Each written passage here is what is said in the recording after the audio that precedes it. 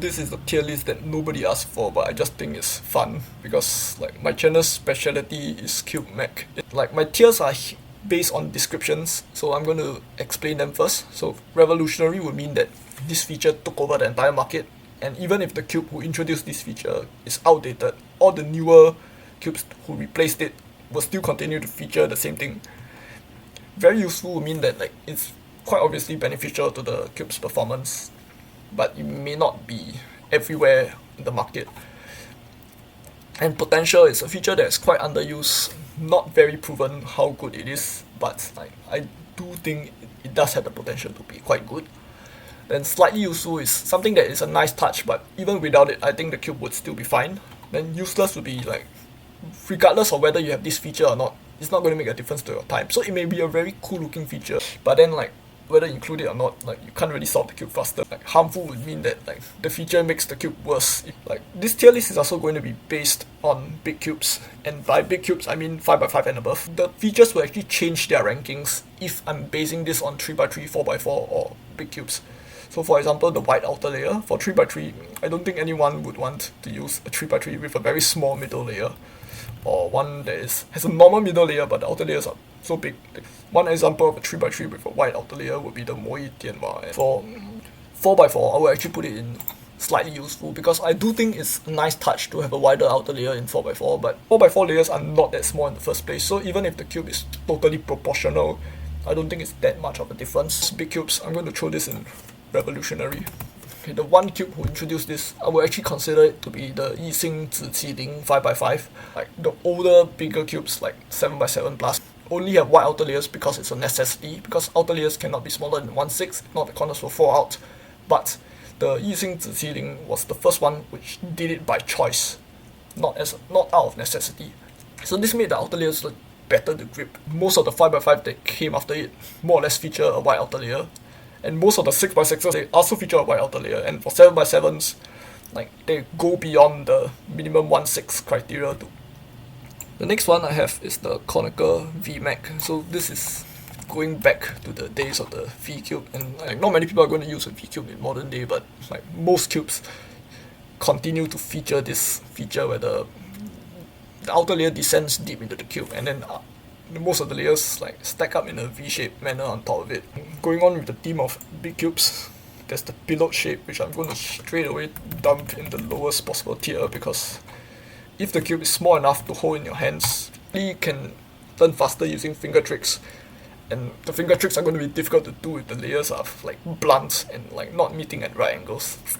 And if the cube is too big for you to hold in your hands, then play with it on the table, and once again the pillow shape is going to prevent you from properly aligning the layers on the table. So yeah, I don't really think there's a place for pillow cubes. Next up there's the Florian mod. This one, I'm going to put it in very useful. So here I'm specifically referring to making the 4 outer holes bigger and the inner holes like smaller. Even though this feature has taken over most of the bigger cubes, I think a big cube can actually survive that based on like being round everywhere. Of course, I don't think being square everywhere is an option, but being round everywhere might actually be less stable than having the Florian modded shape. But I do think that like you can use other ways to increase the stability inside the mechanism. So even though it, like in terms of dominance, this one can actually go into revolutionary, there might be ways to like supersede this mechanism. I'm going to put it in very useful for now. Next I have the out double anchor.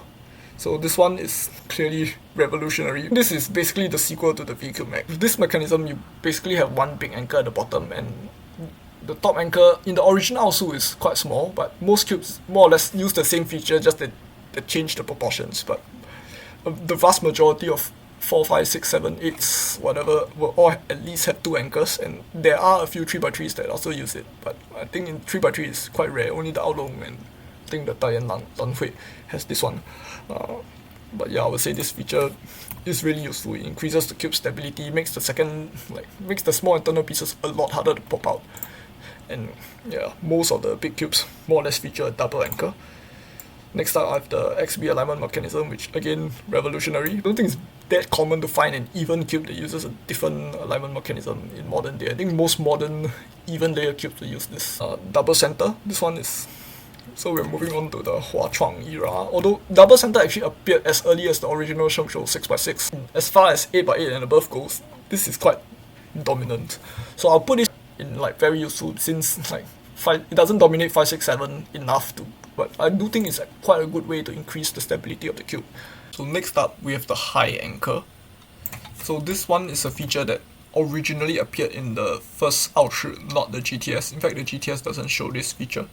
And then it's very common in Yuxin cubes, and it also features in the MGC4. It's basically an additional anchor that's located quite close to the surface of the cube, like usually around the same height as the wing. I actually suspect that it makes the cube more stable, but I also have counter evidence. In particular, the Little Magic 4 is not a stable cube at all. And with the given pool of cubes, it doesn't really show a visible benefit over cubes that don't have this feature. So I'm going to put it in potential. Next, I have the gun 3x3 phase. So again, if this was a 3x3 feature tier, this is going into revolutionary because like most 3x3s have this. But for cubes bigger than 3x3, what I mean by that is like the corners are at least more squared off outside than they are inside.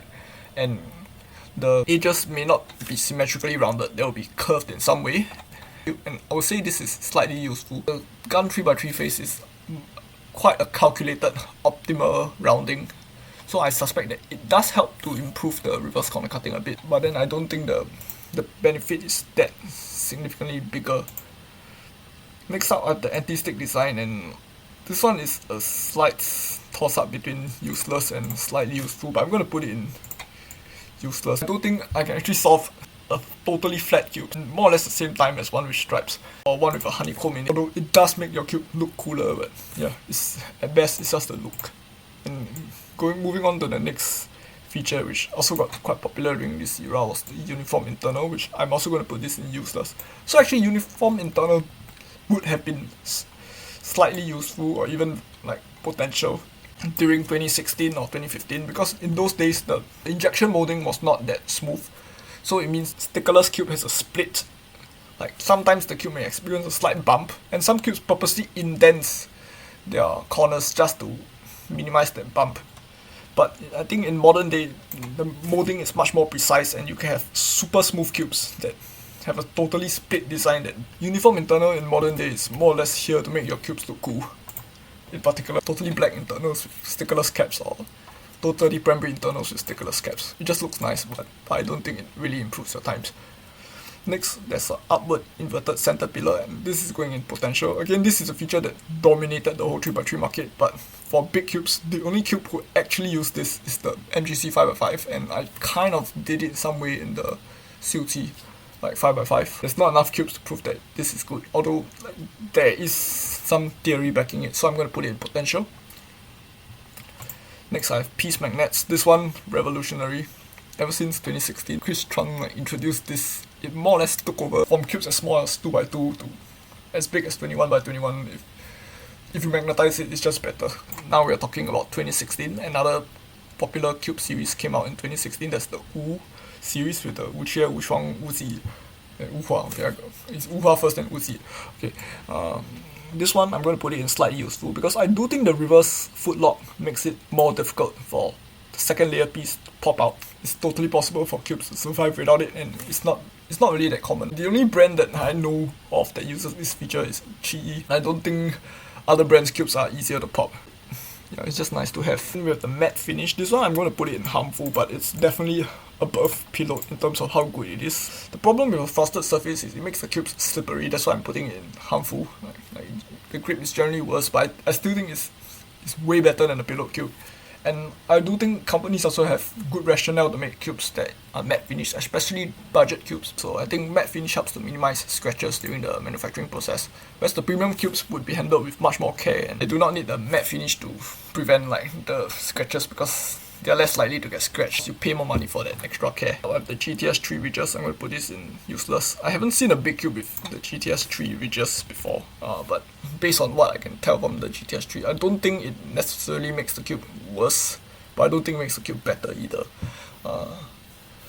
Then of course, speaking of the GTS 3, another feature to come out is dual adjustment, and I'm going to throw this in potential because like it's quite common in 3x3 nowadays for 4, 5, and 6. No one has done this yet. Next, the anti-deforming mag, which features in the Alfu GTS, Ultron GTS, and Ultron WR.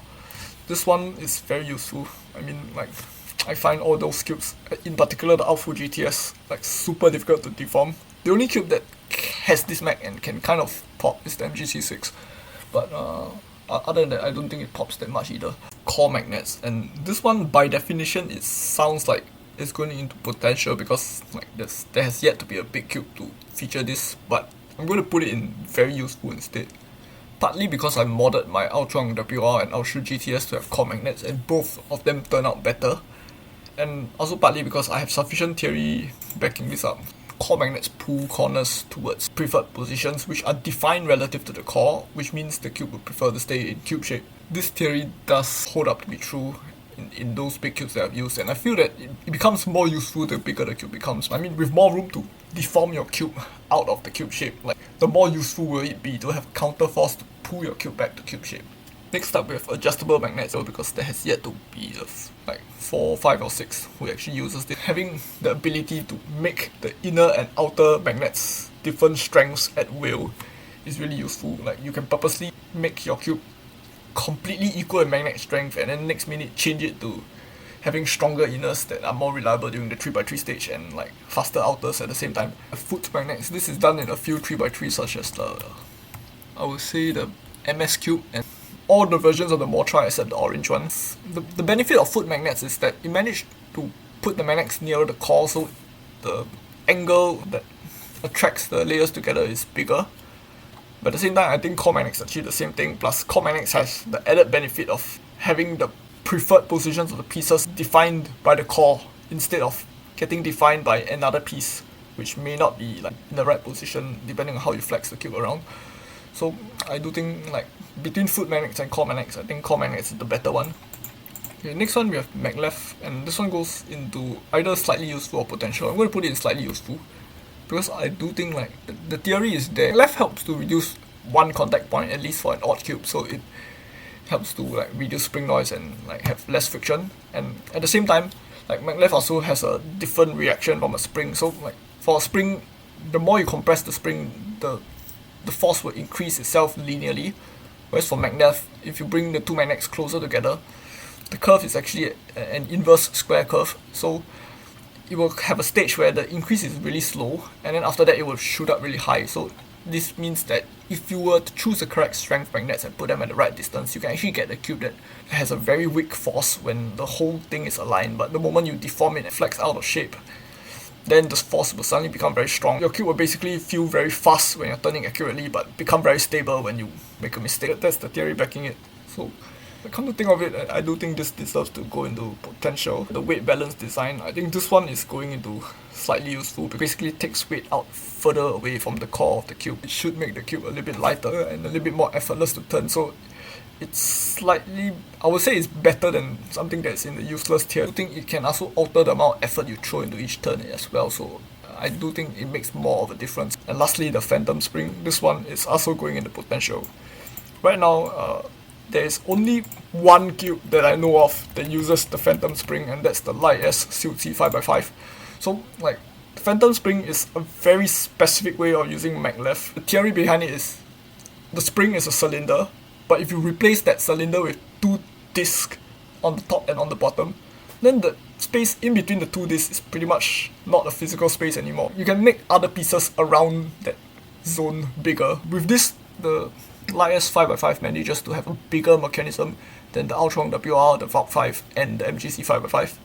But it's not a mass-produced cube, it's 3D printed, so that kind of affected the performance and can't really see the full performance of what a phantom spring can do.